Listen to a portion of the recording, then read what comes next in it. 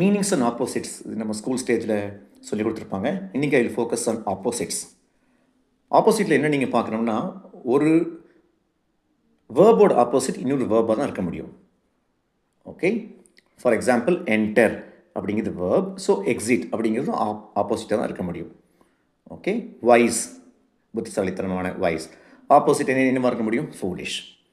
Okay, ஆனால் சில விஷயங்கள் ரொம்ப கேர்ஃபுல்லாக இருக்கணும். இப்போ நம்ம டிம் பிரைட் அப்படின்னு யூஸ் பண்ணுறோம் நைட் வண்டியை ஓட்டினா.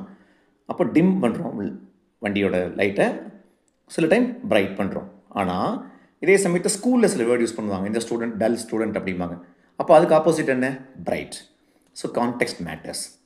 அண்ட் சம்டைம்ஸ் ஃப்ரேசல் வேர்பும் வரும். ஃபார் எக்ஸாம்பிள் சில டாக்டர் சொல்லுவாங்க, நீங்கள் இந்த டெஸ்ட் பண்ணி பார்த்துக்குங்க. ஓகே, இந்த வியாதி இருக்கா இல்லையாங்கிறத கன்ஃபார்ம் அல்லது ரூல் அவுட் பண்ணலாம் அப்படிம்பாங்க. அப்போ கன்ஃபார்மோட ஆப்போசிட் வந்து ரூல் அவுட். ரூல் அவுட்டுங்கிறது ஒரு phrasal verb. Phrasal verb is made up of 2 words, out of which one is a verb and another is a preposition. ஆனால் கன்ஃபார்ம்ங்கிறது வேர்ப் தான். ஸோ ஒரு வேர்போட ஆப்போசிட் வேர்பாக இருக்கிறது இல்லை, இந்த இடத்த பொறுத்தளவுக்கு ஃப்ரேசல் வேர்பாக இருக்குது. Right? So we have to be very careful in dealing with opposites. சித்திரமும் கைப்பழக்கம், செந்தமிழும் நாப்பழக்கம் அப்படிவாங்க. அதே மாதிரி ஆங்கிலம் பேசுவதும் நாப்பழக்கம் தான். பேசி பழகிட்டோம்னா ரொம்ப ஈஸி.